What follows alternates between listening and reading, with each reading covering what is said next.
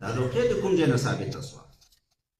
دا یو وخت کې څه مجاهدین کرام په سفر باندې تللي وو او ابو سعید خدري رضی الله عنه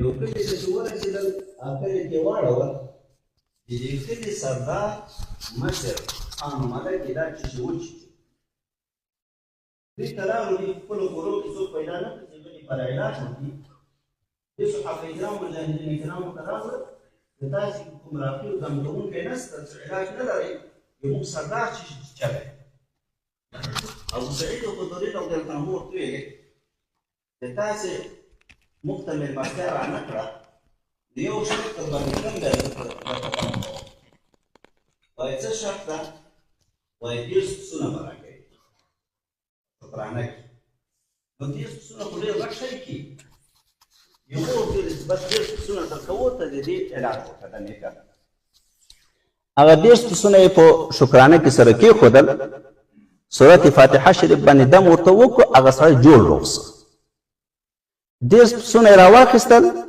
په دې ملګرو کې ځینې ملګرو اعتراض وکړ چې ابو سعید خدري صاحب دا خو د خدای په قرآن باندې پیسې واخیستلې مال دې واخیسته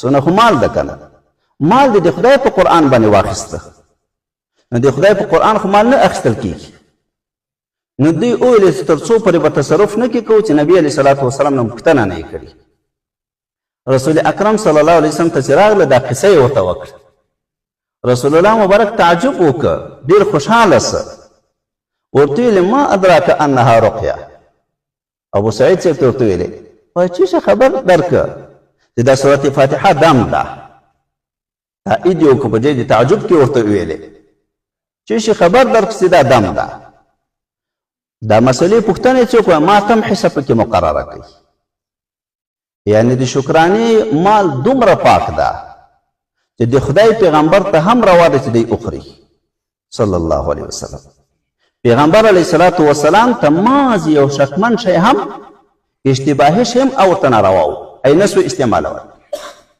فرضي زکات خو څه کوي بلکې نفلي صدقه یې نه اخیستله دومره احتیاط یې کوو خو د شکرانې په مال کې ورته ویل چې ما ته هم حصه کې مقرره کوي دا دومره پاک مال ده یو بل څه یې و حدیث مبارکو کې راځي 200 پسونه په شکرانه کې واخیستل رسول الله مبارک نه چې پوښتنه وکړه صلی الله علیه وسلم پیغمبر علیه الصلاة والسلام ورته ویل خلق په باطلو دمو باندې اخلي یعنی په جادوګري او په نارواوو اخلي تا خو په حق دم باندې اخیستی ده دا بل حدیث مبارک راځي او په دې باندې اجماع د ائمو ده په دې کې د هیڅ هم اختلاف نشته په امامت او درس او تدریس کې څه اختلاف شته خو د متأخرینو فتوا په دې باندې ده چې اوس اخیستلی چې مشکل نشته ځکه دین ساتنه بیا داسې نه کیږي لیکن په شکرانه کې د هیڅ هم اختلاف نشته موږ تاسې د امام صاحب مبارک مذهب هم دا ده چې شکرانه اخیستل روا دي په دې کې هیڅ مشکل هم نشته او پاک مال ده ځکه د خدای پیغمبر صلی الله علیه وسلم ورته چې ماته حصه کې مقرره کړي او دې کې نقطه دا ده ګورئ چې په دم کولو کې لکه څنګه چې په قرآن عظیم شان باندې دم کوي ورسره معالجم ده طبابت څه ورسره دا شی تا په طبابت باندې واخیسته په ډاکټري باندې واخیسته نو دې کې هیڅ مشکل شرعا نشته نو ځکه دې ته سورة رقیه ویل کېږي ځکه هلته نبي علیه الصلاة والسلام مبارک رقیه ورته نوم کېښودی چې شي تا ته خبردار کړي چې دا رقیه د دم ده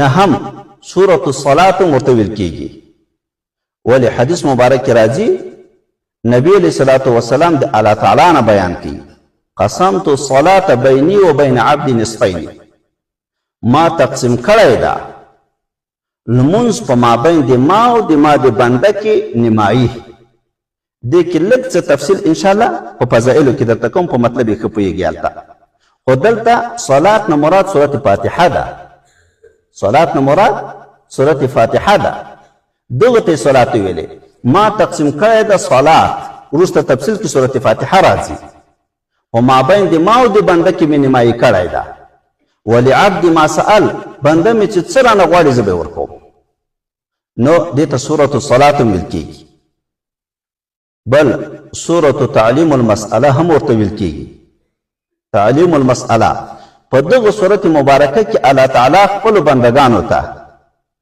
د سوال کولو طریقه ورښیي چې ای د الله بندګانو تاسې چې الله تعالی نه یو شی غواړئ په څه طریقه به یې غواړئ او څه شی به غواړئ مهم څه شی ده دوه شیان دي پکې په کومه طریقه به د الله نه سوال کوئ او د الله نه د څه شي غوښتنه مناسب ده قیمتي شی کوم ده چې تاسې د الله نه وغواړئ دې کې طریقه د سوال موږ ته راښیي نو طریقه د سوال دا ده چې اول به د الله تعالی په عظمت شان باندې قائل کیږي اول به حمد و ثنا د الله تعالی وایي د الله په لویي به قائل کیږي د الله په قدرت به قائل کیږي د الله په ورک او رحمت به قائل کیږي چې الله بخلو سختی په ما باندې نه کوي الله رحمان و رحیم ذات ده الحمد لله رب العالمین الرحمن الرحیم مالک یوم الدین دې کې ګورئ دا ټول راغله وروسته ترجمه کې وایو انشاءالله تفسیر کې دغه باندې به قائل کیږي خو غواړې به د الله نه څه شی به غواړې اهدنا الصراط المستقیم خدای برابره لاره موږ ته وښیه کومه لاره د هغو خلکو لاره چې هغه باندې الله تعالی نعمت کړی ده خدای د بدو خلکو لار مه راښیه دغه مهم سوال ده ځکه دې کې د دنیا او د آخرت خیرونه ټول نغښتي دي که په دنیا کې الله تعالی د رزق لارې در خلاصیم هلته چې ته د خدای نه تقوا او ویره وکړې دا به د رزق لارې الله تعالی من حیث لا یحتسب درکوي که د قبر راحت غواړیم په دغه دعا کې ده که د آخرت راحت او اسودګي او جنت غواړیم په دغه دعا کې ده دا ټول په دغه دعا کې راځي نو طریقه د سوال را وښودله چې اول د الله حمد و ثنا او د الله په عظمت شان او په د په کرم او جودت باندې قائل سه او بیا چې غواړې د الله نه دومره قیمتي شی وغواړه دنیا خو ډېر قلیل شی د قل متاع دنیا قلیل اسباب د دنیا کم دي بیا په داسې مهم وخت کې چې لمونځ سړی کوي دغسې قیمتي شی د الله تعالی نه وغواړه دا یې بل نوم شو اتم بحث فضائل د دې سورې مبارکه حدیث مبارک کې راځي یو صحابي مبارک په مانځه باندې ولاړ پیغمبر علیه الصلاة والسلام غږ ورته وکړ دی خو په مانځه ولاړ د دستي ورنغی چې لمونځ خلاص که بیا ورغی نبی علیه الصلاة والسلام ورته ویل وایي ولې دې ما اجابت قبولې دې ونه کړه ما خو ته را وغوښتلې وایي یا رسول الله زه خو په مانځه ولاړم وایي ولې تا د الله په کلام کې نه دي ویلي استجیبوا لله ولرسول اذا دعاکم لما یحییکم تاسې اجابت وکړئ د الله او د الله د رسول چې کله م غواړي هغه شي ته چې تاسې ژوندي کوي اصل حیات قلوبو ده زړونه ژوند خو په دغه دین باندې ده په دې قرآن عظیم شان باندې ده نو چې عام وغواړئ تاسې ورځئ د مبارک ورته د صحابه کرامو خو دستي عمل کاوه ویا رسول الله دغه کار ته به زه بیا راونه ګرځم دا معنی چې څه وخت مې ته غواړې زه به درځم دا بیا ځان ته مسله ده چې په مابین د مانځه کې رسول کریم علیه صلات وسلام څوک وغواړي دی ورغی په مابین کې خبرې وسي مونځ یې قطع سه که مونځ یې قطع نه سه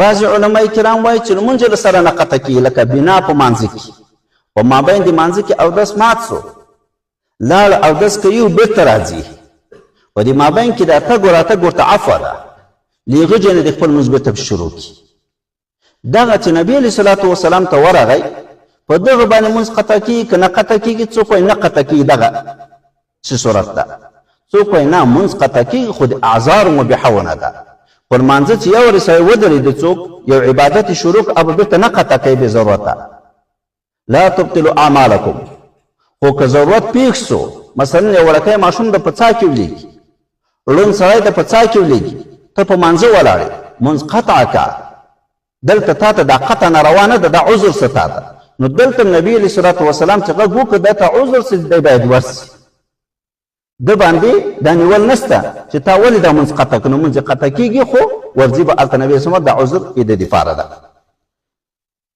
بیا چې کله دا خبره خلاص شوه نبي علیه صلات وسلام ورته ویلې وایي زه به تا ته داسې یو صورت در وښیم مخکې له دې چې تل جومات ته وځې چې اعظم صورت ده په قرآن عظیم شان کې لوی صورت ده چې د هغه په مثل نه په تورات کې نازل ده نه په انجیل کې نازل ده نه په زبور کې نه په قرآن عظیم شان کې هغه 7 مثانی دي خو دا خبره وروسته ورته کوي دا سبع مثاني. کله چې وای وتلو دا اعلان ورته بیان کړه ما ورته یا رسول الله برکت خو ماته داسې ویلو چې جومات نه وځې دغه نه مخکې به زه تا ته داسې صورت در وښیم. وای داسې صورت چې نه په تورات کې نازل ده، نه په انجیل کې، نه په زبور کې، او نه په قرآن عظیم شان کې دغه په مثل دا سبع مثاني. سبع و آیتونه مثاني چې مکرر راځي، مکرر راځي، په هر مانځه کې مکرر کېږي، سبع مثاني دي. دغه په مثل بل صورت نه ده نازل. دا چې فضائل د صورتونو د آیتونو دا څه مطلب؟ یو نفس قرآنیت ده، الحمد تر وناسه ټول قرآن عظیم شان د الله کلام ده، په نفس قرآنیت کې هیڅ فرق نشته. ایمان په ټول واجب ده، منکر د یو آیت نه هم کافر ده، د ټول قرآن عظیم شان نه هم کافر ده. که په هغه کې د الله تعالی صفات ذکر وي او که د فرعون د حامان او شداد د هغو بیانونه پکې، خو چې کلام الله څه په ټول باندې ایمان واجب ده، ټول قرآن به منې.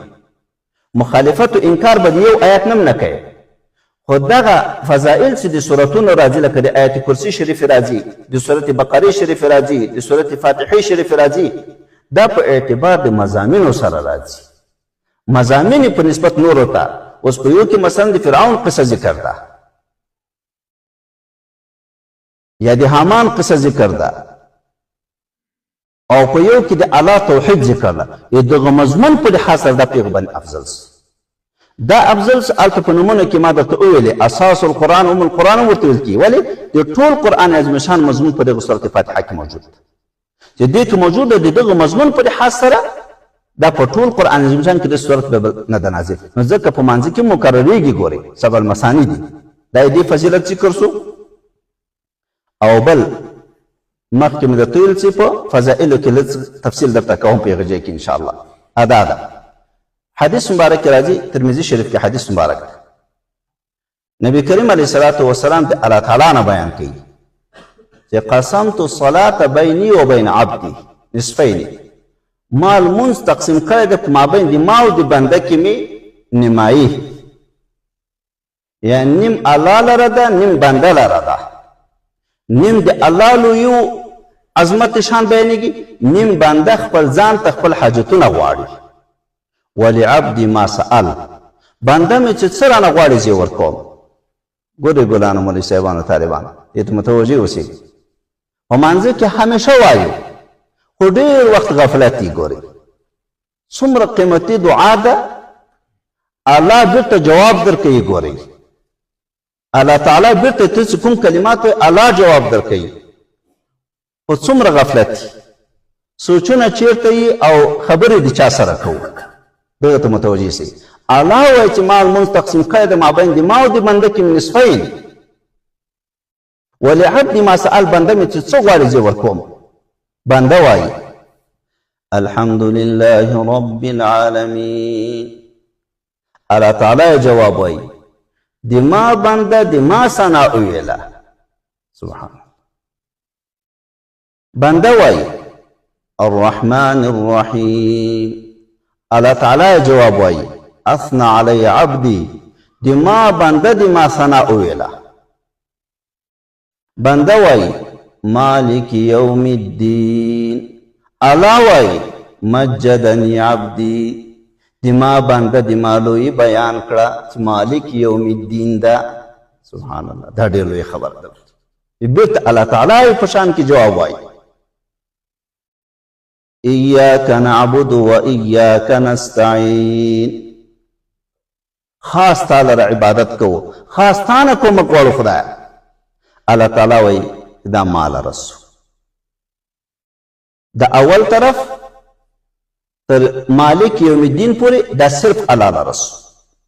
ایاک نعبد و ایاک نستعین مشترک شو. ولی ایاک نعبد خاص تعالی را عبادت کوو، دا الله رسو. و ایاک نستعین بلته بنده لره خاص تانه کومک غواړو خدایه. دلته دا یو آیات مشترک، یو د الله عظمت پکې ذکر شو چې ایاک نعبد، دویم کې بنده خپل ځان ته کومک غواړي، خدایه تانه کومک غواړو. دا یو آیات په مابین کې تقسیم شو. او دا وروسته به صرف بنده لره ده. اهدنا الصراط المستقيم صراط الذين انعمت عليهم غير المغضوب عليهم ولا الضالين امين. نو څومره غټ فضیلت څه دی سورت مبارک چې الله تعالی ویلي چې ما صلات تقسیم کړی ما بین ما او د بنده کې او چې بنده مې څه غواړي زه ورته ورکوم. سورة الفاتحة مكية. سورة فاتحة مكي سورة ده وهي 7 آيات وآيات دي. في سورة مدثر نورستا په اعتبار د نزول پنځم او په اعتبار د کتابت سره اول ده. 25 کلمې ده، 123 حروف ده پکې. په اول د قرآن عظیم شان کې د آدابو کې مخکې موږ تاسې ذکر کړی و چې اعوذ بالله من الشیطان الرجیم به وایي. ولې یو خو دلته په الله تعالی باندې پناه غوښتل دي د شیطان رټل سوي نه، چې دا یو معظم کلام ده، د الله کلام ده، دغه زه په ښه حضور سره ووایم، په ښه اخلاص سره ووایم. شیطان لعین خو وسوسې وراچي انسان ته، یوسوس فی صدور الناس، په زړو کې وسوسې ورته وراچي. تفسیر مبارک لیکلی دی چې د اولیاء کرامو نه چا الله تعالی ته عرض وکړه چې خدای پاکه ماته دا راوښیه چې دا شیطان لعین څنګه وسوسې په زړو کې وراچي، په څه طریقه باندې. الله تعالی چې ورته وښوده شکل د خنزیر و، خلطوم یې دا د ولو په منځ کې وربند کړی و، چاته چې وسوسې وراچولې دا د ولو په منځ کې، او هلته په زړه کې وسوسې ورته په دغه طریقه وراچولې. نو حکمت الهي ته وګورئ، د نبي علیه صلات وسلام 4 وارې شق صدر سوی د زړه عملیات سوی ده، تفصیل به خپل ځای کې کوو انشاءالله. بل طرف ته د ولو په منځ کې مهر نبوت ورته ټاپه لګولې ده، دې وجې نه چې د ټولو طرفونو د شیطان د تصرف نه دی مبارک وساتل سي. نو دا خو وسوسې وراچي انسان ته، نو اول کې په الله تعالی پناه وړه چې خدای پاک د دغه ظالم نه وساته. یو لوی پاچا ته چې عرض وکړي چې دغه سړی مې نه پرېږدي، وزنې مې ما تا ته پناه راوړې، هغه پاچا پناه ورکوي، غیرتي انسان پناه ورکوي. رب العالمین خو ډېر لوی ذات ته ګوري، ټول قدرت او پاچایي ملکیت ټول د ده ده، چې د ده د الله ته پناه یوسه چې خدای د دغه ظالم نه مې وساته، نو د وسوسو د شیطان نه به وساتل سي. دا ظالم خو په منځه کې هم وسوسې وراچي. اذان چې شروع سي دی منډې وهي، حدیث مبارک کې راځي، منډې وهي او غټ بادونه یې پرې کېږي مخایه، منډې وهي چې کله اذان خلاص سي بېرته راسي، کله چې اقامت شروع سي بیا یې دغه حال ده، اقامت چې خلاص سي بېرته دی راسي، بیا د خلکو په ذهنونو په زړونو کې وسوسې ورته راچي، فلانی شی در یاد کا، فلانی شی در یاد کا، مخکې به یې نه وي یاد، په دغه ساعت کې به ډېر د شیان ور یاد کړي چې هغه به یې د نه و په یاد. دا د شیطان وسوسې دي. کله به دا ورنه یېري 4 رکعاته مې وکړه. نو قرآن عظیم شان په تلاوت کې هم داسې وسوسې ورته وراچي، خو اول پناه په الله تعالی باندې وغواړه چې د ده نه وساتل سي. دا یو فایده سو. دویمه فایده دې کې استئذان، د کلمة الاستئذان ورته وایي. اجازه غوښتل د یو محرم ځای ته چې ننوځې، د یو چا نه به اجازه غواړي چې مالک د هغه ځای وي. دا د الله تعالی نه یو اجازه غوښتل دي چې زه دغه محرم کتاب ته داخل سم او دغه تلاوت کړم. او بسم الله الرحمن الرحیم په دې کې به د الله تعالی نه کومک غوښتل دي، په نامه د الله تعالی باندې، په نامه د الله تعالی باندې. نو د الله تعالی نه د کومک غوښتل چې خدای پاک ته کومک را سره ونه کړي، زه دا تلاوت نسم کولی. لکه ایاک نعبد و ایاک نستعین کې به هم راسي انشاءالله. په اعوذ بالله کې پناه سوه او په بسم الله کې نصرت د الله نه غوښتنه د کومک سوه چې خدای ته کومک را سره وکړه. حضرت عبدالله بن عباس رضی الله تعالی عنه رئیس المفسرین د امت مرفوع حدیث ذکر کوي، هغه مبارک وایي چې اعوذ بالله اجلال د قرآن عظیم شان ده، د قرآن عظیم شان لوی و عظمت په دې کې ذکر کیږي. او بسم الله الرحمن الرحیم کلی د قرآن عظیم شان ده. د بسم الله الرحمن الرحیم متعلق څه فضائل، چونکې دا ډیر یو مهمه کلمه ده، مهمه جمله ده، یو څه فضائل د دې ذکر کوو ان شاء الله. حضرت عبدالله بن مسعود رضی الله عنه مبارک وایي که څوک دا غواړي چې د 19 متصرفو ملائکو د جهنم د دوزخ نه علیها 19 ملائکې په دوزخ علا مقرر کړي دي چې د هغو نه خدای پاک خلاص کړي، نو دی د بسم الله الرحمن الرحیم وایي. ولې په دې کې 19 حروف دي، د هر حرف مقابل کې د الله تعالی د یو ملائکې نه خلاصي. بل روایت حضرت عبدالله بن عباس رضی الله عنه مرفوع روایت ده چې په بسم الله الرحمن الرحیم باندې 4 کسان خدای پاک له دوزخ نه خلاصي. کله چې استاد شاګرد ته ووایي، الګ ته ووایي چې ته ووایه بسم الله الرحمن الرحیم، هغه چې ووایي 4 کسان خدای پاک د جهنم نه خلاصي. دا استاد دا شاګرد دی او د دې شاګرد مور او پلار دا ټول له جهنم نه الله تعالی په خلاصي. دا چې ټول دین ورکوي دې کې به څومره فضیلت دی. الله هم دې نیتونه د خدای د رضا دپاره کړي. دریم حضرت جعفر صادق رضی الله عنه روایت ده وایي ټول کتابونه په قرآن عظیم شان کې دي. ټول قرآن عظیم شان په سورت فاتحه کې ده. هغه مطلب مې مخکې درته ویلې. ټول سورت فاتحه په بسم الله الرحمن الرحیم کې ده. ټول بسم الله په بعد بسم الله الرحمن الرحیم. نو ټول کتابونه آسماني په بعد بسم الله الرحمن الرحیم کې څومره لوی اعجاز پکې. په دې با کې اشاره څه شي ته ده؟ ای بی کان ما کان و بی یکون ما یکون. دغه آیت شریف کې خلاصه راځي والله بكل شيء محيط. الله تعالی په هر شي باندې احاطه کوونکی دی. نو فبعد بسم الله الرحمن الرحیم کې جعفر صادق رضی الله عنه مبارک وایي چې ټول کتابونه راغلي. او بل الباء للالصاق، الباء للالصاق مقصود د ټول قرآن عظیم شان د ټولو کتابونو په با کې ذکر ده چې ای د الله بنده، ای د رسول الله صلی الله علیه وسلم امتی، دا کتابونه چې الله نازل کړي د دې دپاره تا وصل د الله سره وکړي. ګوره د الله سره تعلق ساته، ګوره د کتابو سره تعلق ساته، ګوره الهي کتابونه زده کوه، عمل ورباندې کوه، عقیده ورباندې کوه، ناسخ و منسوخ او پیژنه.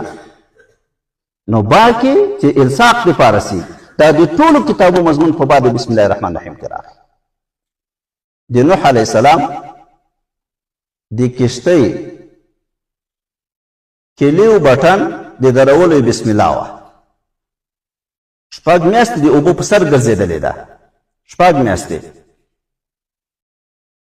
او 40 ګزه د جګو غرونو اوبه جګې سوې. نوح علیه السلام به غوښتل چې کشتۍ روانه سي، بسم الله خپله به روانه سو. چې بیرته بیا غوښتل چې کشتۍ ودرېږي، بسم الله خپله به ارامه ودرېدله. دې کې ډېر لوی رازونه دي. د الله تعالی ډېر نومونه دي، ډېر نومونه دي. دلته 3 نومونه راوړو: الله، رحمان او رحیم.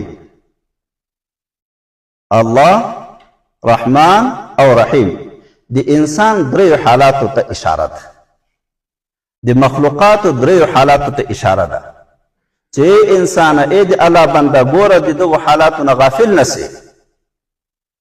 مبدا، معاش، معاد. مبدا چې اول خلقت د ټولو اشیاو ده، بسم الله.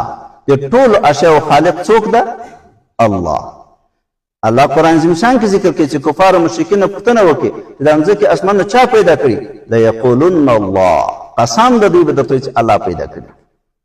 دا اول ابتدا د مرتج خلقت ته اشاره سو. ګوره دې نه مه غافله کېږه. چا پیدا کړی؟ الله پیدا کړی. نو د الله نه مه غافله کېږه.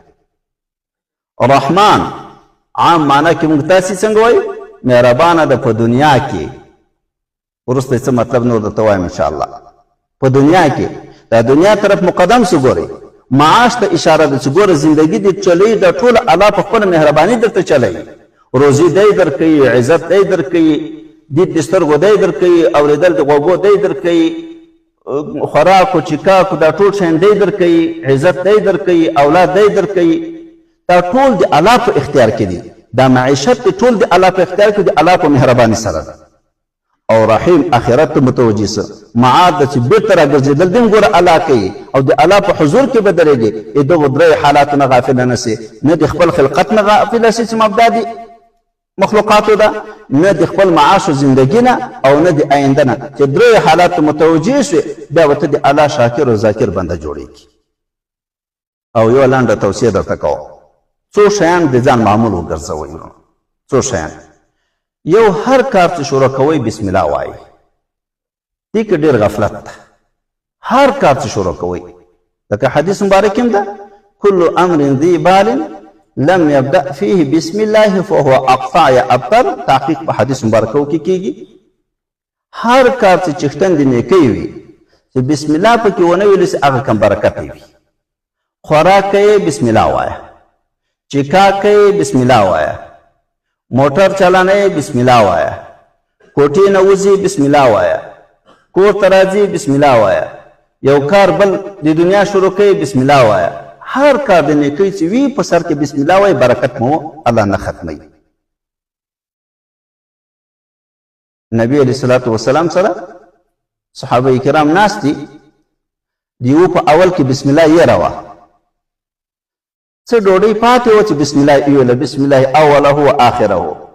حکم هم دغه ده چې په اول کې درنه یې بیا داسې وایي که یو مړی دې پاتې بسم الله اوله و آخره یا بسم الله فی اوله و آخره. دا چې صحابي مبارک ویل رسول الله صلی الله علیه وسلم مسکی سو یې خندل. صحابه کرام مبارکانو پوښتنه وکړه یا رسول الله ولې وخندل؟ وایي دغه سره تر اوسه پورې شیطان خوراک کاو، دا اوس چې د بسم الله ویله څه خوراک چې یې کړی و دا ټول یې بیرته ایسته. هر کارم چې د بسم الله وګوره شیطان در سره شریک کېږي.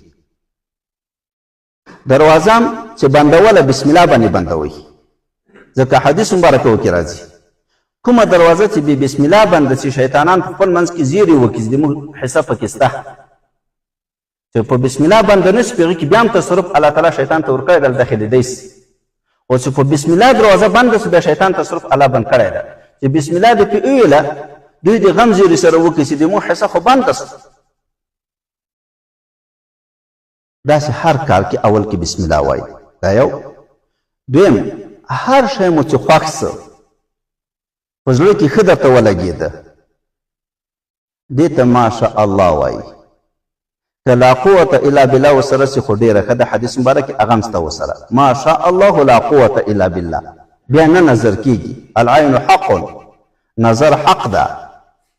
دا به خپل ځای کې بیا تفصیل درته کوو انشاء الله. دا په صحیح احادیثو بخاري شریف په نورو صحاحو کې راغلي دي. نظر حق ده. حتی یو نفر چا په نظر که چې رسول الله صلی الله علیه وسلم ته خبره ورسېده نږدې و چې هغه مبارک وفات سي، پیغمبر علیه السلام مبارک دومره سخته غوسه ورته کړې ده چې داسې غوسه یې چاته نه ده کړې. وایي ولې یو مسلمان ور قتل کوئ؟ د قتل نسبت یې ورته وکړه نظر کوونکي ته. ولې یو مسلمان ور قتل کوئ؟ ولې د بارک الله نه ورته ویلې. نو هر شی مو چې خوښ سي هلته ماشاء الله وایي. چاته به مو ضرر نه رسېږي. دا ضرر ده ګوري مسلمان. او دریم، هر آینده کار کې انشاء الله وایي. انشاء الله کوم کار چې څوک کوي سبا داسې کوم داسې چې مطلق ووایي په دې زړه کې یو قسم کرکه غوندې راته ودرېږي. ولې؟ دا په ځان باندې اعتماد سي. خدای پاک ته یې ونه سپاره. حتی انبیا علیهم السلام قرآن شریف کې به ځای په ځای درته راسي انشاءالله. ځینې کارونه الله تعالی ورته معطل کړي دي، زر یې نه دي ورته پوره کړي. حکمت یې الله دا ذکر کوي چې ده ماشاءالله انشاءالله نه وویل. لکه د سلیمان علیه السلام چې دی به د ټولو بیبیانو سره یو ځای کېږي او ټول به فارسین او مجاهدین ځای پیدا کوي. په دې ټولو کې یو ټوټه د حیوان یعنې ژوندی ساری دا یې ورته راوړو په تخت باندې ورته کېښوده، په میز باندې کېښوده. پیغمبر علیه السلام قسم کوي که انشاءالله یې ویلې وای دا ټولو بیبیانو به فارسین په اسپاره مجاهدین بچیان ورته پیدا کړي. خو ده انشاءالله یې رسو هغه یې ونه ویله. په هر کار چې آینده وي ان شاء الله وایي هغه کار مو خدای پاک سرته رسېږي که دا په خدای باندې اعتماد راغی جل وعلا. او څلورم هر نعمت چې خدای پاک درکړي که دیني ده که دنیوي الحمدلله پکې وایي. یو خو به رجوع خدای پاک ته سي او بل به د الله شکر ادا سي. الله تعالی جلاله د مونږ نه شکرانه غواړي. دا خو د سورت فاتحې مبارکې د نومونو فضائلو اعوذ بالله بسم الله متعلق خبره سو. اوس راځو ترجمه د سوره مبارکه او تفسیر کوو ان شاء الله. بسم الله الرحمن الرحیم متعلق په ټولو طالبان ته معلومیږي خو د اول نه تر اخره دا ذکر کیږي یا مقدم ده یا مؤخر ده یا اسم ده یا فعل ده. ابتدئو بسم الله الرحمن الرحیم شروع کوم په نامه د الله. ابتدئو شروع کوم بسم په نامه الله د الله تعالی الرحمن چې دی ډېر زیات مهربانه ده الرحیم رحم لرونکی ده. ما پښتو معنا ته فکر سو دا مې چې ته اشاره وکړه چې په رحمان کې مبالغه زیاته ده په نسبت چاته رحیم کې ولې هلته مې یو قید زیات کو الرحمن ډېر زیات مهربانه ده الرحیم ډېر رحم لرونکی ده. زیات ټکی پکې رانغی ګوري دا زیات دا د رحمان د مبالغې د وجې نه ده. نو خو اصل کې دواړه د رحمت نه مشتق دي. اصل خو دواړو رحمت ده خو هلته مبالغه زیاته ده ځکه به یو لفظ ورسره زیاته دا چې عامه معنا موږ تاسې کوو الرحمن مهربانه ده په دنیا کې په مسلمانانو په کافرانو ټولو ته الله روزي ورکوي. الرحیم مهربانه ده په آخرت کې په مسلمانانو نه په کافرانو. هلته د رحمت خلک کم سو صرف مسلمانان دي کفار ووتل ځکه ورته عذابونه ورکوي. دا په خپله د رحمان الرحیم ترجمه نه ده ګورئ دا د مبالغې د صیغې نه دا شی ثابتوو. الرحمن دی مهربانه ده په دنیا کې په مسلمانانو هم په کافرانو. الرحیم مهربان ده په آخرت کې په مسلمانانو نه په کافرانو. برعکس معنا هم کوی سي الرحمن مهربانه ده په آخرت کې الرحیم مهربانه ده په دنیا کې. که ته دنیا کې مسلمان او کافر په ټولو مهربانه په آخرت کې صرف مسلمان. دلته په اعتبار دی کیفیت سره د قیامت نعمتونه قیمتي دي. ولی حدیث مبارک راځي په جنت کې د یوې قمچینې ځای په جنت کې د یوې قمچینې ځای د دنیا او څه څه په د دنیا کې د ټولو نه قیمتي ده او قدرمند. کیفیت دی وعدې نه سو بیا به کیفیت ته راجع کوي. الرحمن مهربانه ده په آخرت کې مبالغه سو ګوري ځکه هلته رحمتونه ډېر دي هلته نعمتونه ډېر دي. هغه نعمتونه دائمي دي دغه فاني دي ختم کېږي هغه نه ختم کېږي. الرحیم دنیا ته متوجه کوی سي. ولې ما څه درته ویلې چې دغه ترجمې چې موږ تاسو د رحمان الرحیم کوو دا د صیغې د مبالغې د وجې نه کوو. نو ځکه د دغه دو صفاتو ډېر زیات تفاسیر راغلي دي هر یو په خپل لحاظ باندې ورته کتلي دي او هغسې ترجمه یې کړې ده. هغومره لنډ کافي دی انشاءالله. الحمدلله رب العالمین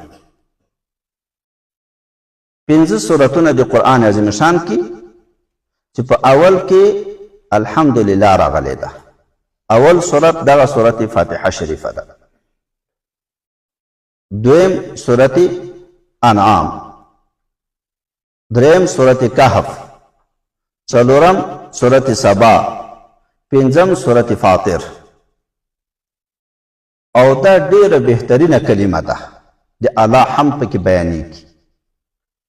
آدم علیه السلام په خوله مبارکه چې اوله کلمه جاری سوې ده د الحمدلله جاری سوې. کله چې د کې روح پوکړی سوه تر نامه پورې ورسېدله د وپرنجل دا روح په ټول بدن کې تیت سوه د وویل الحمدلله. جنتیان چې په جنت کې کوم نعمت یې زړه وسي دی ووایي سبحان الله. بس دا لکه بټن چې ووهي چې دغه شی مې په کار ده دا د دې شي بټن ده هغه شی ورته راځي. کله چې نعمت ورته راوړ دا نعمت الله تعالی د فایده ورنه واخیستله. وآخر دعوانا ان الحمد لله رب العالمین.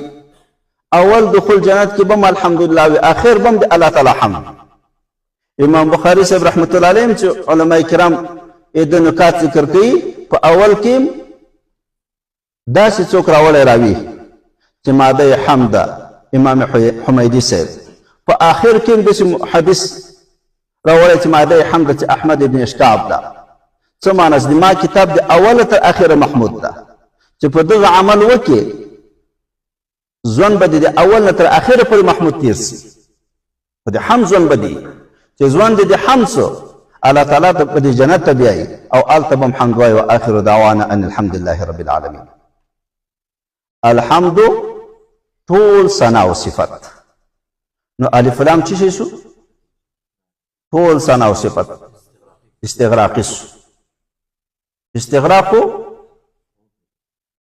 لپاره د احاطې د څه شي وي د ټولو افرادو وي څه معنا چې څومره حمدونه دي د الله ته ثابت دي اوس که ته سوال وکړې ولې انبیا علیهم السلام ته څومره حمدونه ثابت دي ثابت دي که نه د نبی علیه الصلاة والسلام نوم محمد ده محمود ده محمود ده هغه ته صفات ثابت دي ثناوي ثابت دي نور نیکانو بزرگانو شهداو تم ثابت دي او موږ تاسو الحمدلله هر فرد له افراد د حمد د ثنا او صفت نه الله ته ثابت دي دا استغراق څنګه صحیح کوو ځکه دا نور بندگانو تم چې الله تعالی خپل مخلوقات او معظم او مشرف بندگانو ته انبیاء علیهم السلام ملائکه او ته صدیقین او ته شهدا او ته صالحین او ته چې څومره نیک صفات ورکوي د دوی حمدونه پکې او ثنا پکې دا ټول څوک ورکوي الله ورکوي نو په حقیقت کې رجوع بیرته الله تعالی ته کیږي ځکه وایي الحمد هر فرد له افراد د حمد د ثنا او صفات الله ته ثابت یا جنس حمد الله ته ثابت ده یا الحمد الف لام عهدی کا هغه معهود حمد چې کامل حمد ده چې هغه حمد چا ده د الله تعالی ده خپل ذات شریفه ده الله تعالی چې د خپل ذات شریفه کوم حمد وایي دا خو ډیر عالی ده ځکه د الله حمد ده د الله حمد ده نو الف لام به حدیث په دې معنی باندې چې الحمد هغه حمد معهوده معلومه چې حمد کامله ده چې حمد الله تعالی د خپل ذات شریفه ته هغه الله لره ثابت ده الحمدلله حمد ثنا او صفت الله ته ثابت دي په ټولو نومونو د الله تعالی کې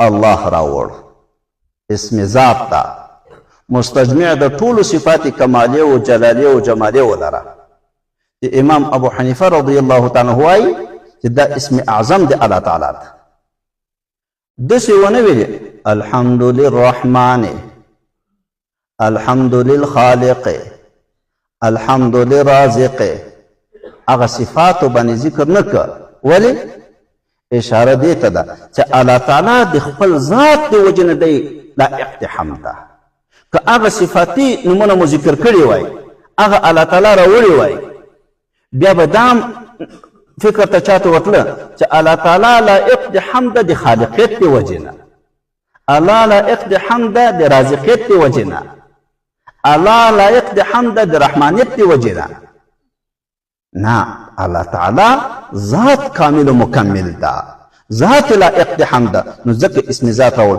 الحمدلله حمد و ثنا صفات چاته ثابت دي الله تعالی لره ثابت دي رب العالمین چې دی پالونکی د ټولو مخلوقاتو ده رب تربیه د صغر نه کبر ته لویوالي ته دا د ټولو مخلوقاتو تربیت څوک کوي الله یې کوي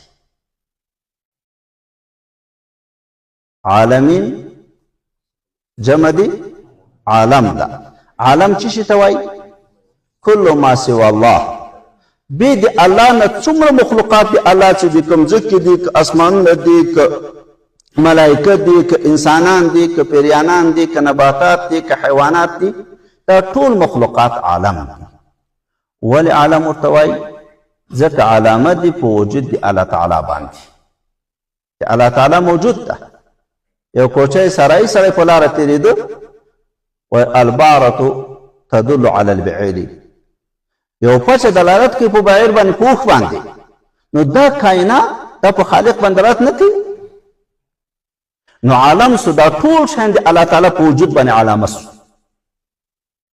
اوس سوال دا واردېږي چې خو ټولو مخلوقاتو عالم ویل کېږي الحمدلله رب العالمین رب العالمین خو داسې به یې ویلي وو خو ټولو مخلوقاتو عالم ویل کېږي عالمین ولې وویلې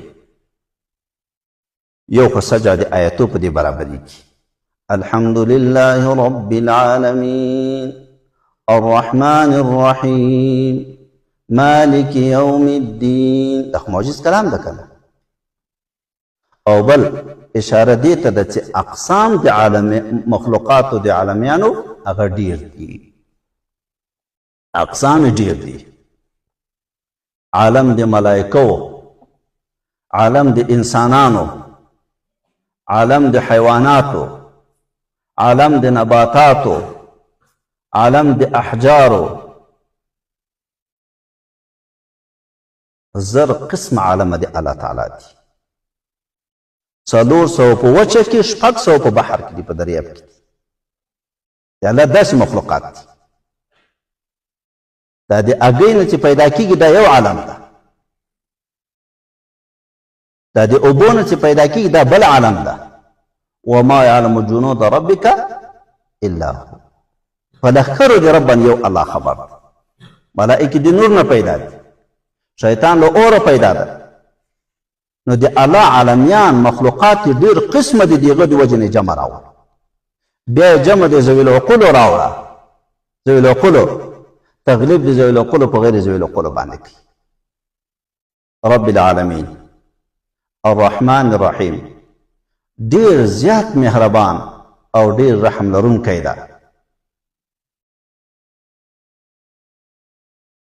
دام اشاره دی ته ده چې د الله تعالی د تربیت د عالمیانو کوي داسې نه چې د عالمیان د دې لایق دي په خپل ذات کې چې د دوی تربیت خامخا وشي دا په خدای واجب نه ده الله رحمان رحیم ده د خپلې ډېرې مهربانۍ د وجې د خپلو مخلوقاتو تربیت کوي دا انسانان څنګه تربیه کوي ګورئ اول اوبه وي بیا وینه سي مضغه علقه فكسونا العظام لحما ثم انشأناه خلقا آخر فتبارك الله احسن الخالقين دا کوم اطوار دي بیا د ګېډې د مور په ګېډه کې اته میاشتې نه میاشتې زیاتو کم وخت تېروي دې ته اکسیجن او دې ته هوا د کوم ځای نه راځي خوراک او چکاک کوم طریقه باندې کېږي دا ټول تربیت الله تعالی کوي بیا دا پیدا سي وړکی ماشوم یې وړکی هلک یې څنګه الله تعالی تربیت کوي دې ته بیا د مور تینو کې شیدې چا ورښودلې دي دې ته خو چا تعلیم نه دی ورکړی د الله تعالی نه خو الله یې په زړه کې وراچوي چې ته وزاړه چې د مور ته کې د شیدې دي هغه درته درکړي هغه شیدې وچیښه تا به د خوراک او د چکاک د دواړو ضرورت ورباندې ادا سي بیا پسې لویېږي بیا مورکۍ ورته په خوله کې ډوډۍ زدوی دا په خوله کې ورکوي کرا کرا په دې اموخته کې بیا خپله په خوراک باندې راځي بیا پسې لویېږي د منډو سي بیا ځوانېږي او پښتن د عمر ته رسېږي سپینګېتوب ته رسېږي بیا پسې مرګ راځي دا ټول تربیت یې څه کوي څوک یې کوي الله دا صرف یو نمونه مې درته ویلې نور ټول مخلوقاتو ته خپله قیاس پرې کوئ خو دا ټول په مهرباني د الله سره کېږي ګورئ دا ټول د الله د موږ سره ښه کوي دا سوچ وکړئ دغه انسان څنګه الله ساتي دغه د موټرو سفرونه ګوره او د تیارو سفرونه ګوره او منډې ګوره او د اوښانو سفرونه او د اسانو سفرونه او جهادونه او جنګونه او څه قسمه حالات دي خو دا انسان الله تعالی قرآن عظیم شان کې بیا درته راسي انشاءالله داسې یو وشددنا اسرهم دغه ځای کې راځي دغه بندونه او د هغې الله تعالی په اعصابو باندې څنګه ګورې قوي کړي دي ګورې داسې نه ده چې یو څوک ته چاته ورکړه لاس هلته ولیږي نه دا لاس ټینګ ده منډې وهې تګ کوې ټول د اصحابو رګونه په ټول وجود کې الله تعالی د یو جال په حیث باندې اچولي دي د یو جال په حیث باندې دا ټول وجود یې ورباندې تړلی ده نو الله د دې ټولو شیانو تربیه کوي پالن رې کوي دا د څه وجې نه الرحمن الرحیم چې دی مهربانه ده ډېر مالک یوم الدین مالک ملک دواړه قرات راغلي مالک یوم الدین دی چښتن د دې ورځې د جزا د قیامت د ورځې هلته به خلکو ته ښې او بدې بدلې ورکول کېږي که چا ښه کړي ښه بدله به الله ورکړي جنت ته به بیایي که چا بد کړي بده بدله به الله ورکړي جهنم ته به بیایي یا ملک یوم الدین دی پاچا د دې ورځې د قیامت که ته اوس سوال وکړي چې الله تعالی خو په دنیا کې هم پاچا حقیقي دی ده او په قیامت کې هم د ورځې د جزا کې هم دی پاچا ده مالک یوم الدین یې ولې خاص کړ وایي ځکه په دنیا کې دا نور پاچایان هم ظاهره دعوه کوي یو نسبت کېږي د پلاني وطن پاچا او د پلاني وطن پاچا په قیامت کې دغه اعلانونه څوک نشي کولی یو غږ به وسي چا لره نن پاچایي ده هېڅوک به نه وایي چې ما لره پاچایي ده ټول به غلي په حیبت کې به پټ د الله قهر و غضب به په جوش راغلی هېڅوک به غږ نشي کولی بېرته به غږ وسي لله الواحد القهار الله لره ده چې واحد و قهار ذات نو هلته هېڅوک د دې مجازي پاچایي دعوه هم نشي کولی ځکه یې مالک یوم الدین ویلي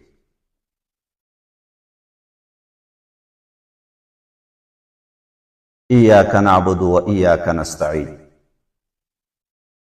التفات ده التفات خو پېژنئ د غیبوبت نه خطاب ته خبر راغله چې ښه حضور برابر سي الحمد لله رب العالمین الرحمن الرحیم مالک یوم الدین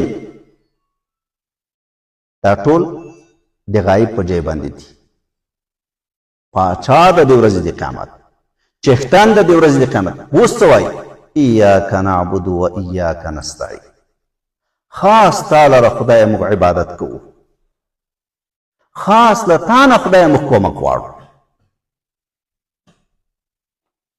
عبادت څه ته ویل کېږي غایت تذلل خپل محبوب ته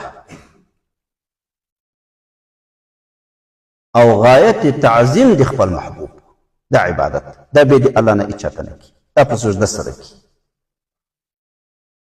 غایت اخر اندازه تذلل ځان ضعیف ګڼل خپل محبوب ته او غایت تعظیم د خپل محبوب چې په سجده سره ده دا به د الله نه اچاته نه کی اوس په لاس کولولو سره هم د یو چا تعظیم وسو که نه سو یو چا ته د ځان ضعیف که که نه و دې ته عبادت نه وایي ولې که دا عبادت وایي بیا به رسول الله صلی صحابه کرام نه پرېښودی چې دوی لاسونه خپل کړي وای او دا خو احادیثو کې ثابت فاطمه زهرا رضی الله عنها به نه و پرېښي چې دې لاسونه ورته خپل کړي وای او دا خو ترمذي شریف کې فضایل د فاطمې رضی الله کې راځي یا په قیام سره مثلا فاطمه رضی الله به دته جګه سو جیب ورته پرېښود په خپل جیب کې کېناو فضایل د فاطمې کې راځي رضی الله عنها او دې مبارک ته به چې ورغله بیا به دې مبارک ته جګ خپل جیب ورته پرېښوده په هغه جیب یې دا کېنوله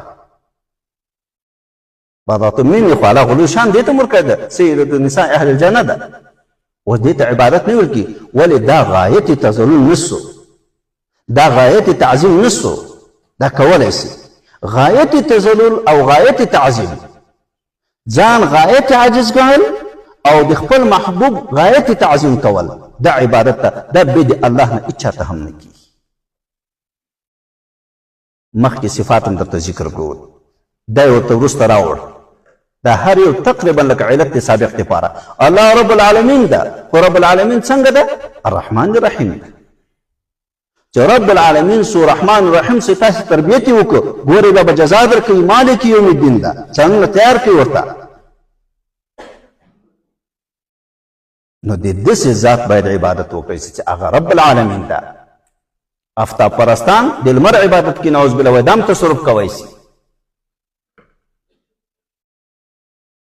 ماهتاب پرستان د سپوږمۍ عبادت کوي دام تصرف کوي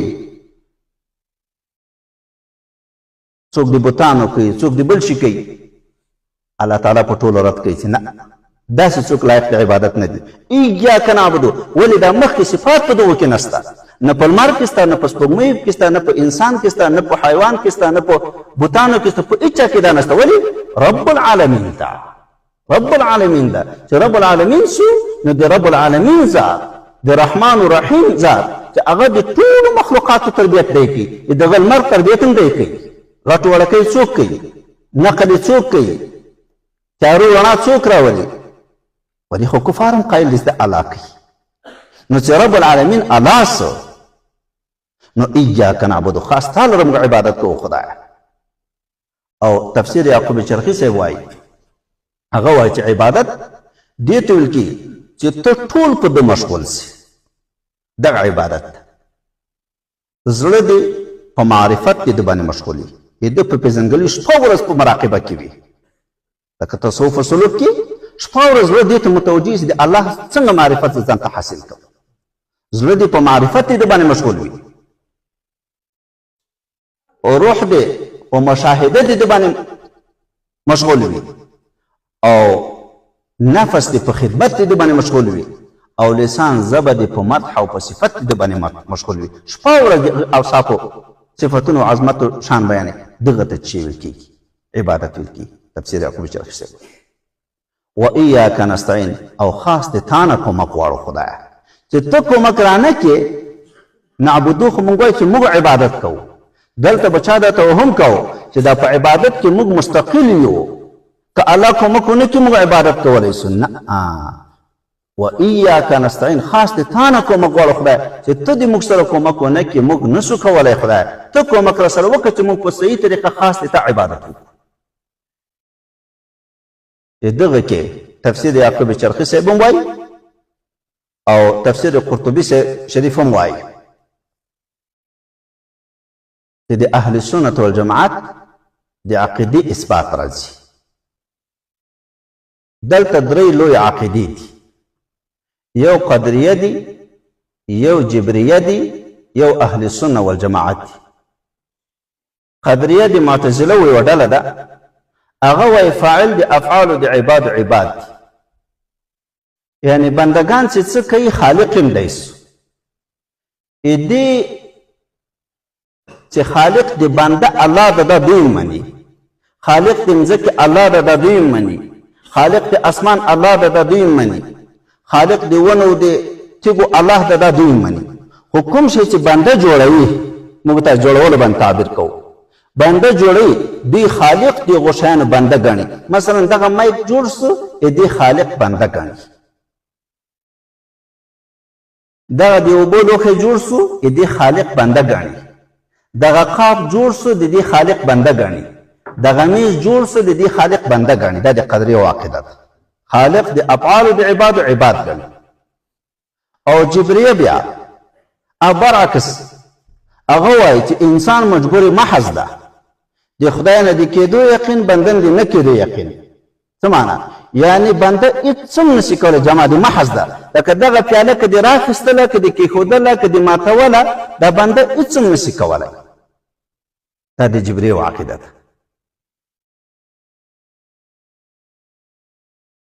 د یو اهل سنت والجماعت یو عالم د یو قدري سره مناظره راغلی وه. قدري ورته ویلې چې زه د خپلو افعالو خالق یم، زه یې پیدا کوم. عالم په دې پوه و چې دی په دلایلو نه پوهېږي، راځه عقلي دلیل ورته ووایه. وایي دی ولاړ و، وایي پښه دې جګه کړه، پښه یې راټوله کړه جګه یې کړه، وایي دا بله پښه دې هم جګه کړه. وایي دا خو نه سم جګول، دا خو جګه کړم خو لیږمه کړه. وایي خو معلومه شوه چې د خپلو افعالو خالق نه یې، که خالق وایي خو دواړه پښې به دې په هوا کې نیولې، خو خالق نه یې. و کاسب یې ګوره یوه دې راټوله کړه. دا چې د ډېر ورزشونه وکړي یو شی زده کړي بیا پښه راټوله کړي، دا خو کاسب سو، دا خالق نه سو. خالق خو دا وي چې والله ور هر څوک دغسې کولی سي. او د یو جبري سره بیا د اهل سنت والجماعت یو عالم مناظره راغله. جبري ورته ویل چې انسان مجبور محض ده، هېڅ هم نشي کولی، نه ښه کوی نه به ټول الله پې کوي. ذاتي ډبه یې ورته راخیستی د پوهالی شروع پې کوي، دا په دلایل نه پوهېږي چې ښه یې ډبولی ته د خپلې عقیدې نه توبه ویستی. هغه ورته وایي چې پرېمې ده، خو د تا عقیده دا ده چې خدای دې وهي، زه خو مجبور محض یم، زه خو دې نه وهم، خو د تا عقیده دغه ده. اخیر ورته ما د خپلې عقیدې نه توبه ده، دا عقیده زه نور نه غواړم، خو پرېمې ده، ذاتي خو مړ دې کړم. بیا به په یو ډبي باندې خپله عقیده پرېږدي. او یو د اهل سنت والجماعت دې عقیده ده. اهل سنت والجماعت وایي چې خالق د ټولو اشیاو الله ده. که موږ څه کوو دې خالق هم الله ده، که الله تعالی مستقیما کوي دې خالق هم الله ده. خالق د ټولو اشیاء الله ده. خلقکم وما تعملون، الله وایي تاسې هم پیدا کړي دي، تاسې عمل هم پیدا کړی ده. او کاسب بنده ده، دومره اختیار الله بنده ته ورکړی ده. مثلا دغه مایک مواد چا پیدا کړ؟ الله پیدا کړ. نفس دغه کسب چې داسې یو نقشه ورته ورکړي، دغومره کسب الله تعالی بنده ته ورکړی ده. یا شیشه الله پیدا کړه، نفس دغه نقشه جوړول، دغه کسب چې دا سره واړو داسې جوړ کړه، دغه الله بنده ته ورکړی ده. بما کنتم تکسبون، ډېر قرآن عظیم شان کې راځي. بما کنتم تعملون، بنده ته نسبت کې ګورئ. بما کنتم تعملون، چې تاسې عمل کوئ، نو بنده ته نسبت وګورئ. نو کسب دا د بنده ده او خالق د ټولو اشیاء الله ده. نو ځکه الله تعالی جل څوک جنت ته بیایي، څوک دوزخ ته، ځکه کسب یې بنده ته ورکړی ده. بما کنتم تعملون، بما کنتم تکسبون، نو کسب یې بنده ته ورکړی ده. یو غزا کې نبی علیه الصلاة والسلام، تفصیل به راسي انشاءالله، یو موټی خاورې راواخیستې، د زرو کفارو سترګو ته یې وروشیندل، د ټولو سترګو ته ورسېدې، په خپلو سترګو باندې مشغوله شو او دوی په وهلو باندې شروع وکړه. الله تعالی وروسته څه ورته وایي؟ وما رمیت اذ رمیت، دې کې اهل سنت جماعت عقیده ثابت.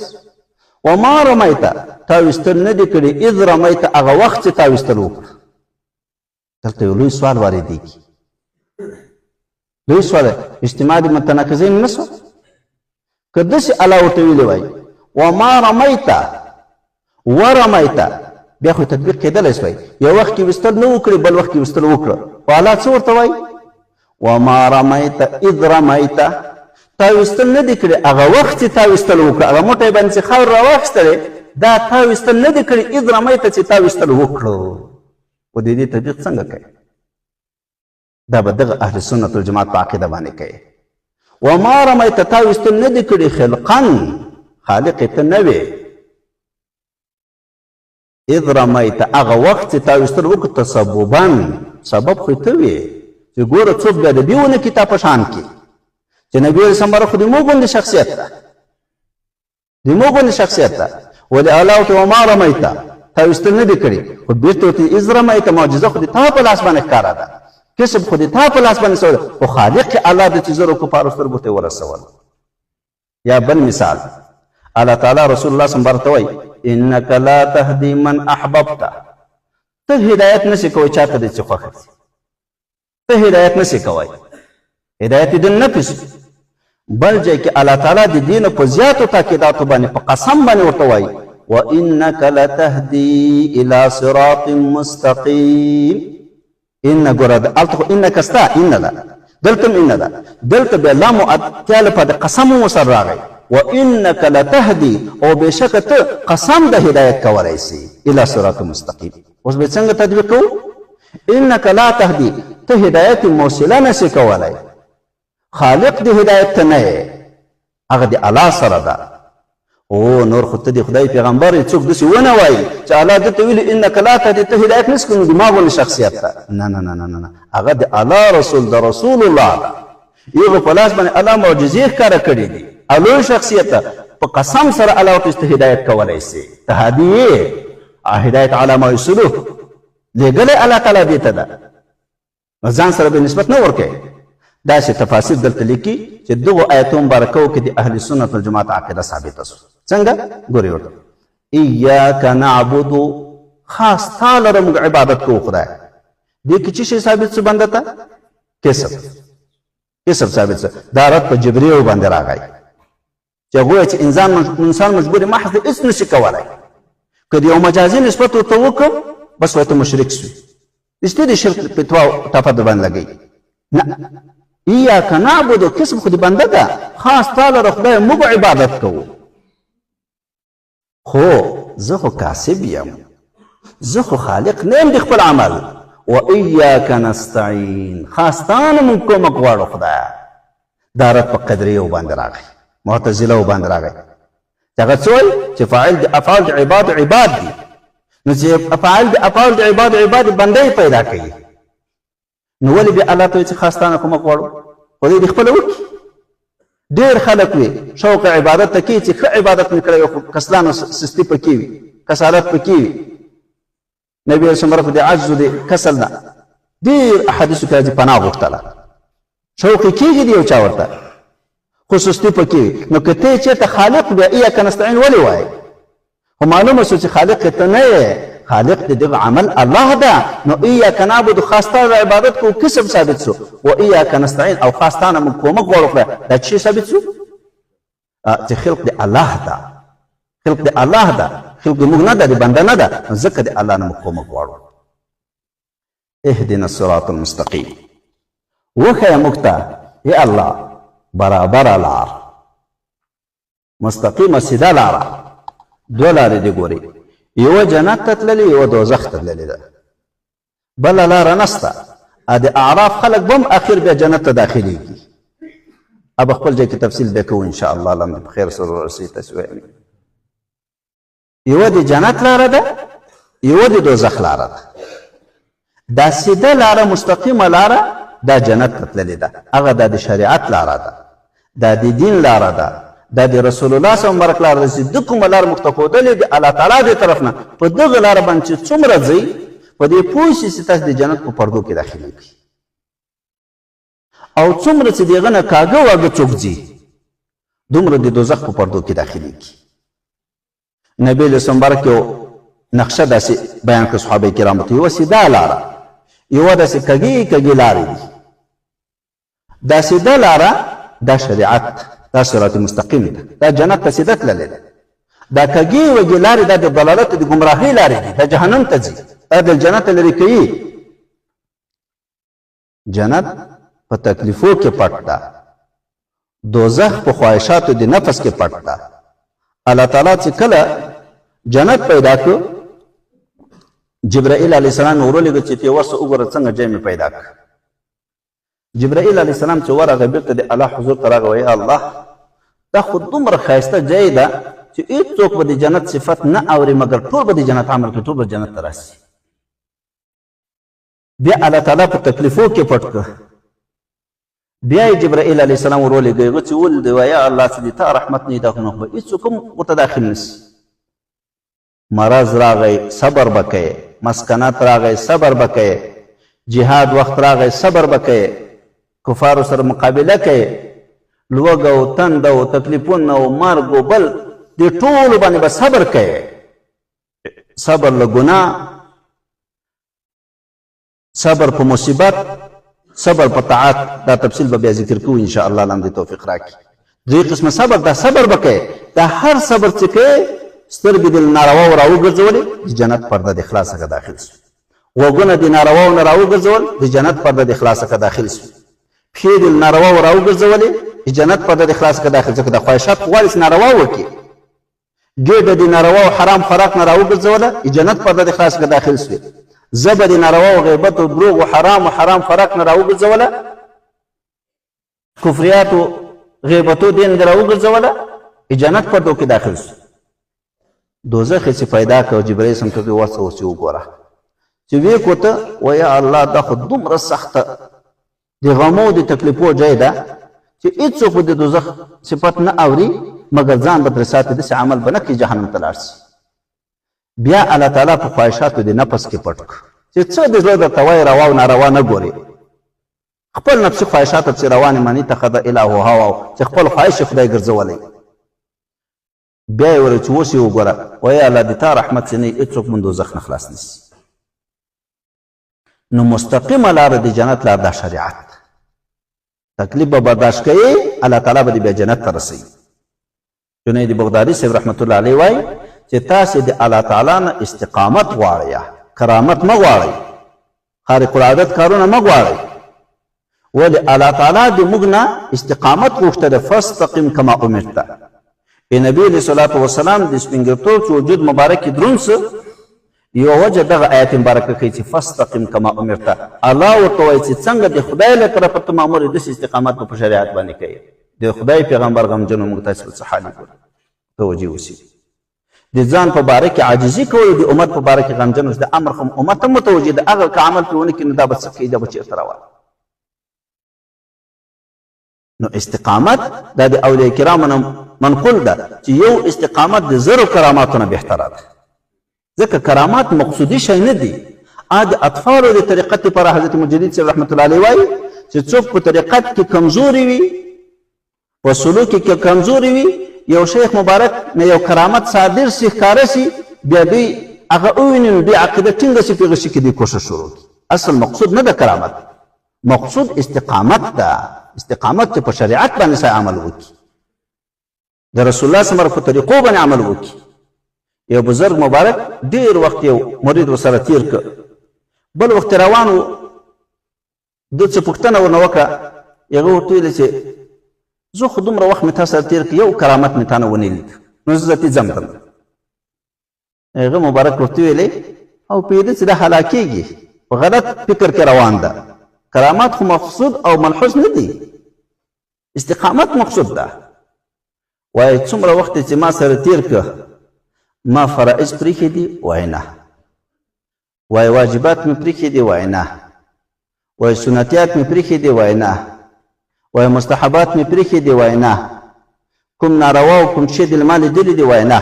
وایي له دې نه لوی کرامت. اصلي مقصود استقامت ده. ثم استقاموا، هغه آیت کې موږ درته راسي بیا انشاءالله. استقامت الله غواړي په شریعت باندې، نو ځکه درته وایي اهدنا الصراط المستقیم، خدای مستقیمه هغه برابره سمه لاره راته راوښیه. دا یې بدل ده، دغه بیان کوي چې صراط مستقیم کومه ده، د چا لاره ده. اوس په اشخاصو الله تعالی راپېژني چې د دغو اشخاصو لاره ونیسي، دغه مستقیمه لار ده.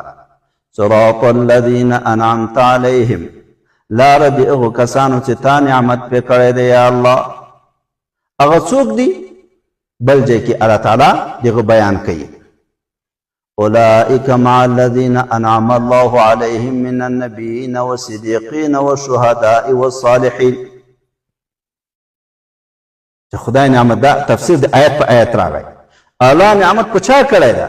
انبیاو، صدیقینو، شهداو، صالحین، عام اولیاء کرام دي. دغو لاره خدای موږ ته راوښیه. ګورئ دې کې عجبه نقطه تفاصیل لیکي. اهدنا الصراط المستقیم، خدای سمه لاره وښیه. سمه لاره خو معلومه ده که نه ده؟ څه شی ده؟ د شریعت لاره ده، د دین لاره ده. خو دغومره بس و که نه؟ دې باندې باید اکتفا سوی وای. خو الله تعالی نور څه پسې وایي؟ صراط الذین انعمت علیهم. دې کې وایي صحبت د نیکو طبقاتو د بزرګانو ته اشاره ده. د دوی لاره نیول، د دوی سره صحبت کول، د دوی سره ناسته ولاړه، بیا به ته په دین باندې صحیح عمل کوي. لکه بل آیت مبارک کې یا ایها الذین آمنوا اتقوا الله، مؤمنانو د خدای نه وډار سئ. و دغه کافي و که نه؟ ولې؟ د خدای نه ویره په دین عمل ده. خو الله تعالی په دې باندې اکتفا ونه کړ. څه وایي؟ وکونوا مع الصادقین.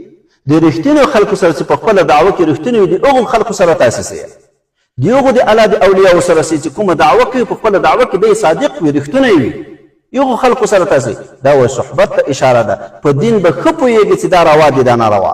په حسد به ښه پوهېږي چې ناروا ده، په تکبر به ښه پوهېږي چې ناروا ده، په عجب به ښه پوهېږي چې ناروا ده، په غیبت به ښه پوهېږي چې ناروا ده، په دروغو به ښه پوهېږي چې ناروا ده. بیا ولې کوي؟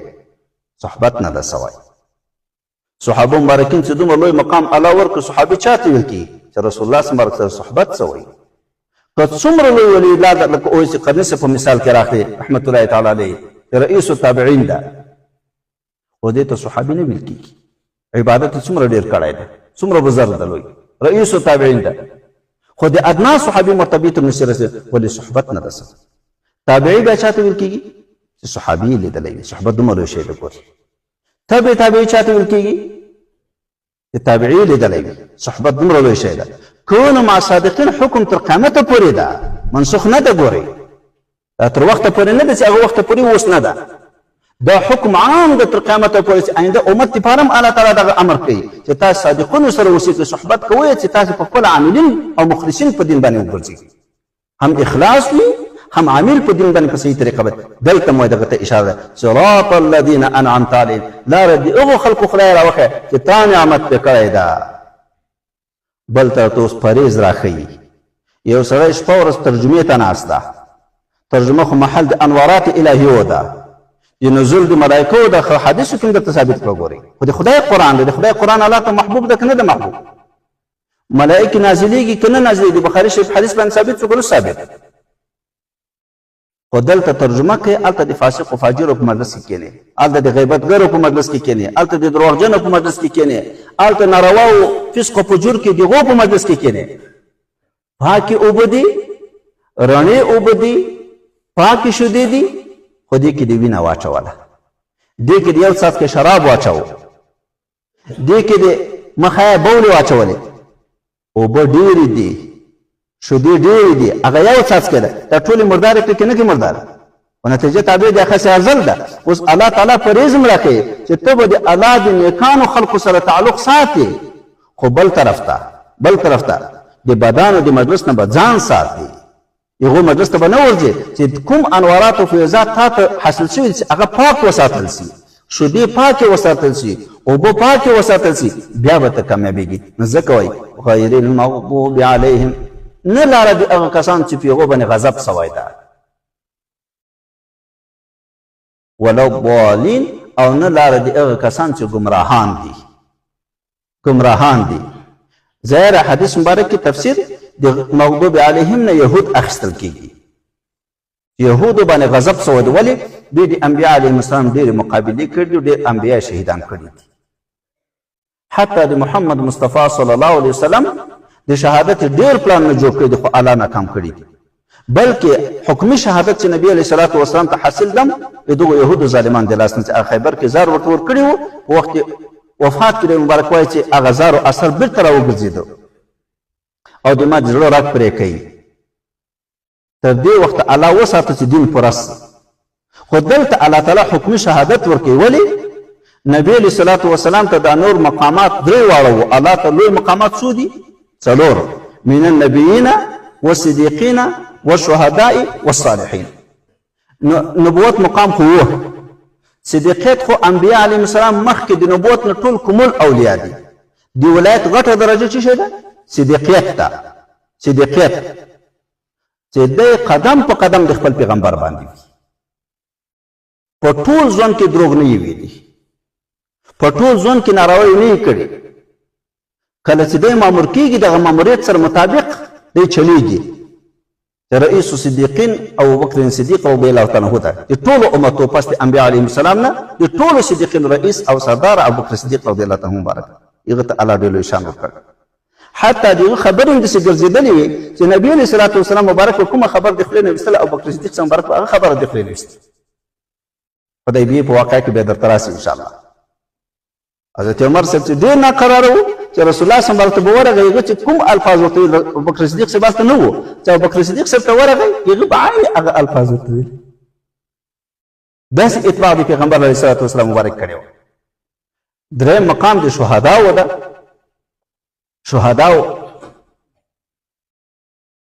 او څلورم صالحین عام اولیاء کرام دي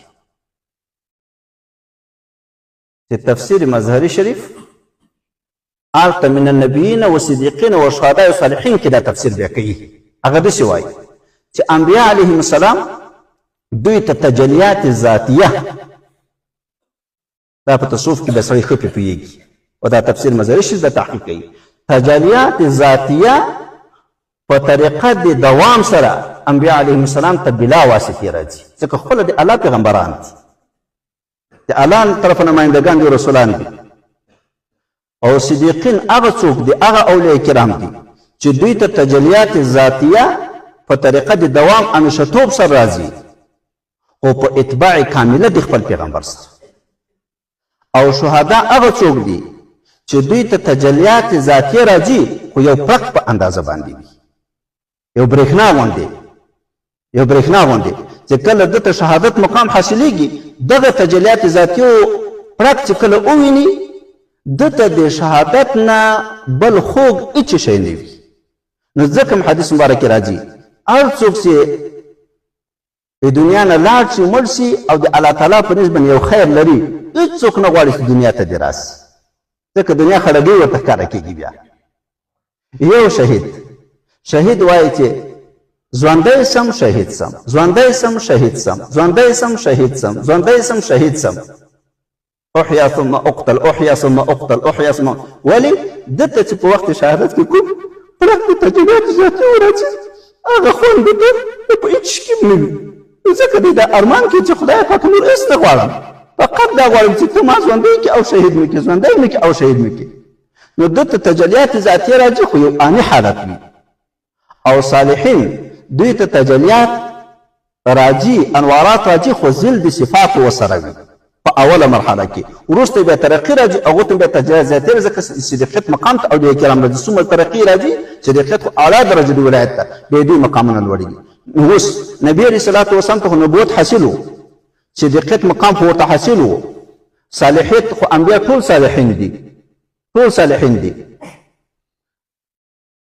د شهادت مقام اعلی ورکوي چې دا فضیلت جزئی نه رسول الله صلی الله علیه وسلم محروم پاتې نشي دا فضیلت جزئی نه پیغمبر صلی الله علیه وسلم محروم پاتې نشي نو د هغه زارونه الله تعالی د حکم شهادت ورکړه او ابو بکر صدیق نو ته هم مبارک تم دغه مرګ الله تعالی دغه شهادت ورکړی ده چې په غار ثور کې کله هغه مار وچیچ دا تفسیر مزاری شریف راوړی خپل ځای کې بیا تفصیل کوو ان شاء الله غار ثور کې مار وچیچ چې هغه غار کې پخه ایښو مبارک نبی علیه الصلاة والسلام مبارک لاړې مبارک کې پرې ورتېرې کړې پخه مبارک جوړ وغسل هېڅ تکلیف هم نه ورته خو چې کله مبارک وفات کېږي هغه د زارو اثر په ده باندې راوګرځي د حکم شهادت ده ته هم الله تعالی ورکړه یو نبوت مقام ته نشي رسېدلی ځکه پس له رسول الله بل نبي نشته دی خاتم النبیین ده نو دا درې واړه مقامات الله ابوبکر صدیق صاحب ته هم ورکړي دي که صالحیت ته که شهادت ته که صدیقیت ته نو د دغه جزئی فضیلت دی وجې نه الله تعالی د حکم شهادت رسول الله صلی نو ځکه د یهودو په باره کې الله تعالی څه لفظ مستعملوي جواب راکړي مغضوب علیهم چې په دوی باندې غضب سوی ده ځکه دوی ډېرې مقابلې او ډېر شهادتونه د انبیا علیهم السلام کړي دي او د هغو مقابلې د هغو شهادتونه یې غوښتل او ډېر کوښښونه یې کړي نو په دوی باندې غضب سوی ده ولو ضالین او نه ګمراهان چې نصارا دي یوی عیسی علیه السلام مقام د خدایي ته ورسو نعوذ بالله دا افراط یې وکړه او د رسول الله صلی الله علیه وسلم په شان کې تفریط وکړه د هغه نه انکار وکړه هغه ونه مانه نو دوی ګمراهان سو خو حکم عام ده حکم عام ده دوی طریقه څه شی ده د یهودو نصاراو د خواهشاتو اتباع د دین او شریعت مقابله دا لنډ ټکي زده کړئ د خواهشاتو اتباع معنی اتخذ اله هواه چا چې خپل نفس خواهش خدای وګرځاو نو د خواهشاتو اتباع او د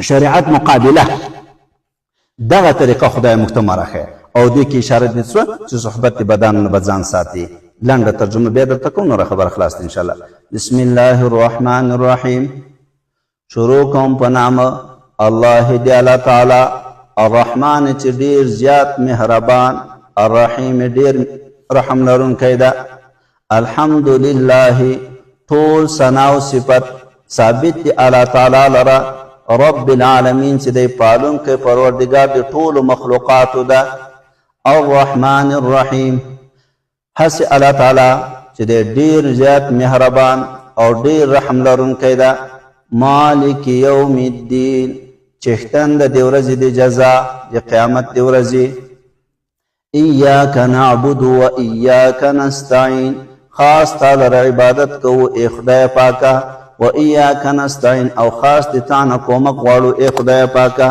اهدنا الصراط المستقیم وښیه موږ ته برابره لاره د شریعت لار د دین لار خو هغه د چا ده په اشخاصو الله تعالی راپېژني صراط الذین انعمت علیهم لاره د هغو کسانو چې تا نعمت ورباندې کړی ده چې هغه انبیا او صدیقین او شهدا او صالحین دي غیر المغضوب علیهم نه لاره د هغو کسانو چې هغو باندې غضب سوی چې یهود دي ولا الضالین او نه لاره د هغو کسانو چې هغه ګمراهان دي چې نصارا دي هغوی د خپلو خواهشاتو اتباع کړې وه او د دین او د آسماني کتابو مخالفت به یې کاوه نو خدای د داسې خلکو لاره موږ ته مه راښیه او موږ د دین تابع که په واقعي معنا باندې آمین یعنی استجب دعاءنا خدای دې مو دعا را تقبله کړي وصلی الله تعالی علی خیر محمد